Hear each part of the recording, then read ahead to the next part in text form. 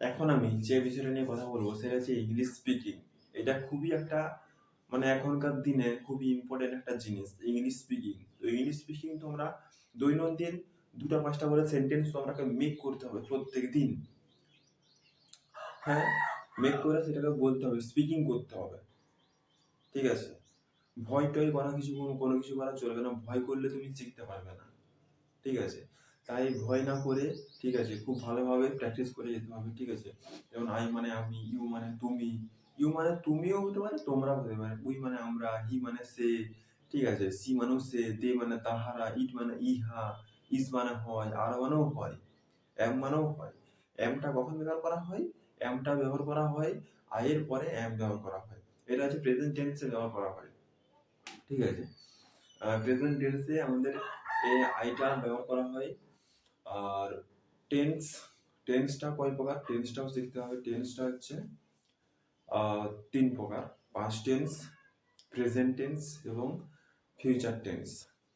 এই past, present, future টেন্সকে আবার 4টি করে ভাগে ভাগ করা হয়েছে। যেমন past indefinite, past continuous, past perfect, past perfect continuous tense. তেমনিভাবে প্রেজেন্ট টেন্সও 4টি করে ভাগে ভাগ করা হয়েছে: present indefinite, present continuous, present perfect, present perfect continuous tense. তেমনিভাবে ফিউচার টেন্সও আমাদের 4টি করে ভাগে ভাগ করা হয়েছে: future indefinite, future continuous, future perfect, future perfect continuous. আর প্রিপোজিশনে কি কি আছে? প্রিপোজিশনে আছে তোমার at, in, on, about, inside, outside, এগুলো সবই হচ্ছে প্রিপোজিশন। কোনো কিছু আছে বোঝাতে অন, কোনো কিছু কোনো জায়গায় আছে বোঝাতে আমাদের এই প্রিপোজিশন ব্যবহার করা হয়। যেমন there is a one ball on the table, টেবিলের উপর একটি বল আছে। বা there is a one book on the table, টেবিলের উপর একটি বই আছে বলতে আমাদের এই অনের ব্যবহার করা হয়। কোনো কিছুর উপর বোঝাতে অনের ব্যবহার করা হয়। মানে টেবিলের উপর বলছি তাই এখানে অন দ্য টেবিল, টেবিলের উপর। আর দাটা কেন ব্যবহার করা হয়েছে? দাটা হচ্ছে টেবিলটি, ঠিক আছে, টেবিল একটা বস্তু তাই এখানে দা যোগ করা হয়েছে।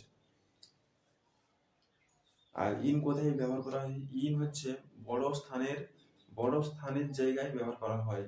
যেমন in Kolkata, in India, in Mumbai, in America, এরকম বড় বড় যে স্থানগুলো আছে সেই সব জায়গায় আমাদের ইনের ব্যবহার করা হয়। বা যে আমাদের বড় বড় যে কান্ট্রি, ঠিক আছে, বিভিন্ন যে দেশ আছে, দেশের নাম, তার আগে আমাদের ইনের ব্যবহার করা হয়। In Bangladesh, in India, in Pakistan,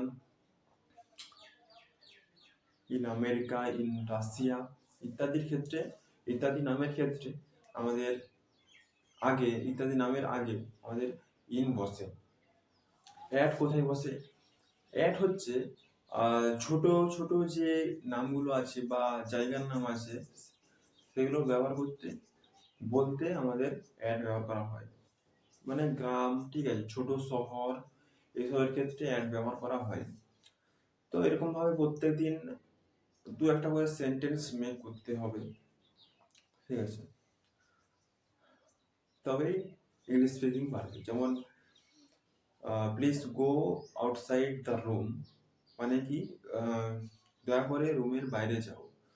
বা প্লিজ গো আউটসাইড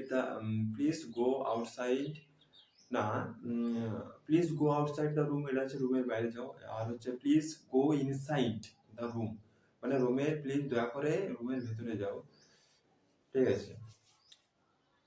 এরকম ভাবে মেক করতে হবে প্রত্যেক দিন, ঠিক আছে, তবেই তোমাদের ইংলিশ স্পিকিংটা ইমপ্রুভ হবে। কারণ আমাদের অফিসিয়াল যে ল্যাঙ্গুয়েজ সেটা ইংলিশে আছে, তাই ইংলিশ ল্যাঙ্গুয়েজটা খুবই একটি ম্যান্ডেটরি একটি জিনিস। কারণ কাজ করতে হবে আমাদের সমস্ত ইংলিশে, ঠিক আছে। আমাদের নেটিভ ল্যাঙ্গুয়েজ বাংলা হতে পারে, কিন্তু আমাদের অফিসিয়াল ল্যাঙ্গুয়েজ যেটা আছে সেটা হচ্ছে ইংলিশ ল্যাঙ্গুয়েজ। তাই ইংলিশ ল্যাঙ্গুয়েজটাকে সেটা শিখতে হবে। একটা সরকারি ভাষা করে দেওয়া হয়েছে যে ইংলিশ ল্যাঙ্গুয়েজ, ওই একটা ল্যাঙ্গুয়েজ, এটাই গোটা পৃথিবীতে চলছে, তাই ওটাকে শিখতে হবে। কারণ যদি বিভিন্ন মানুষ বিভিন্ন ধরনের ভাষায় কথা বলে, তাহলে কোনো কমিউনিকেট হবে না। হয়তো তুমি 10টা ভাষা জানো, তুমি বলছো কিন্তু সে বুঝতে পারছে না, সে জানে না। তো এখানে কি হবে, মিস কমিউনিকেট হবে, সে বুঝতে পারবে না। তাই একটা ভাষাই করা হয়েছে, সেটা হচ্ছে ইংলিশ, ইংলিশ স্পিকিং ল্যাঙ্গুয়েজ। তো এইটাকে তোমাদের ইমপ্রুভ করতে হবে, সেটাকে শিখতে হবে। আর সেটা শেখাটা তখনই হবে যখন লিসনিং আর স্পিকিং করতে পারবে। লিসনিং মানে শুনতে হবে, স্পিকিং মানে বলতে হবে। মানে যেটা শুনছো সেটা তোমাকে বলতে হবে।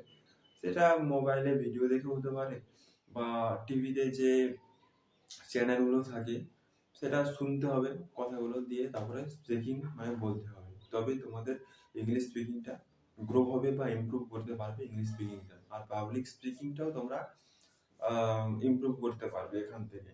ওই ইংলিশ স্পিকিং করা মানে তোমার পাবলিক স্পিকিং হবে, ঠিক আছে, গ্রো হয়ে যাবে ওখান থেকে। তাই আমি বলবো যে তোমরা করো, এটা খুবই একটা ভালো জিনিস ইংলিশ স্পিকিং, এবং তুমি শিখলে অন্যদেরকেও তখন তুমি শেখাতে পারবে।